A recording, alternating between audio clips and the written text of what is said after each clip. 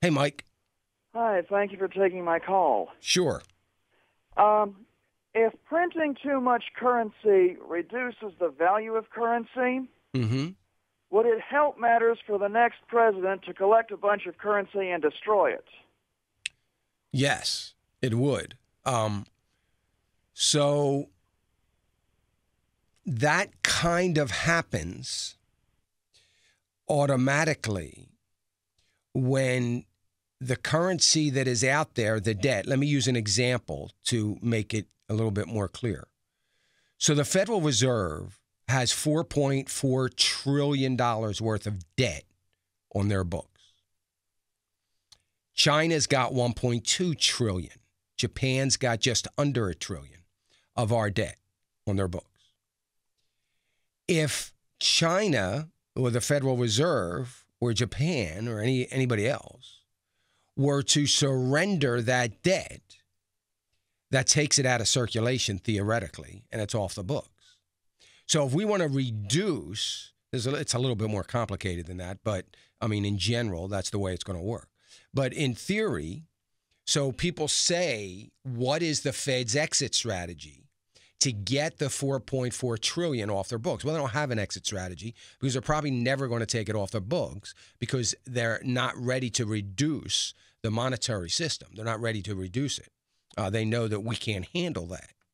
But that's how a new president or a new administration in Congress could say, we need to start strengthening our currency once again.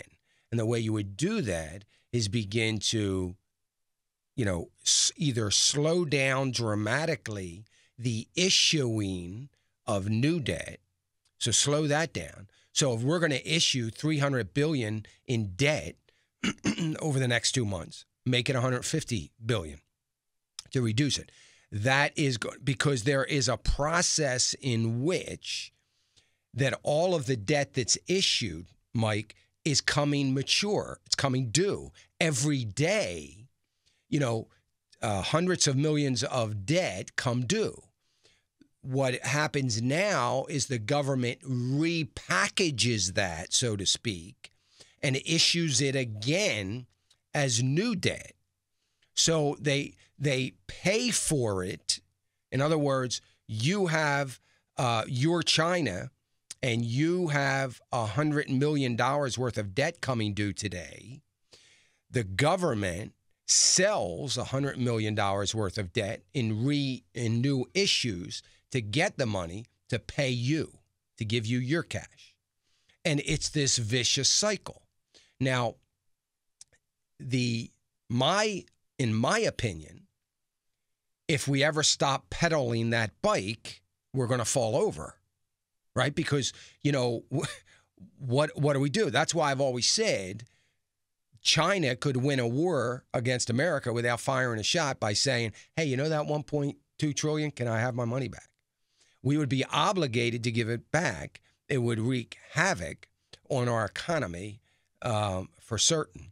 And I don't think we can run the printing presses that fast. So it'd be very, very difficult. It would wreak havoc. China knows that, and we continue to allow it to happen. So to answer your question, the short answer is yes, we could do that. And have the next president could demand that we start to shrink our monetary system in order to strengthen the dollar. We could do that. Will we do it? Very, very unlikely, regardless of who's in office.